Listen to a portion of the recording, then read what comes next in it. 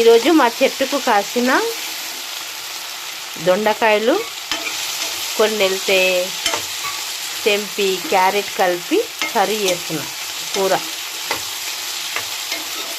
Fry చేసుకున్నా బాగుంటుంది, gravy లాగా చేసినా బాగుంటుంది. ఈరోజు గ్రేవీ లాగానే చేసి చపాతీలో అన్నంలో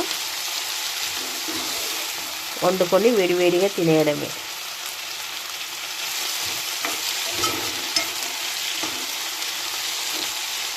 ఇలా అప్పటికప్పుడు తెంపుకున్న కూరగాయలు చాలా బాగుంటాయి. ఇవి ఇప్పుడిప్పుడే చెట్ల నుంచి అయితే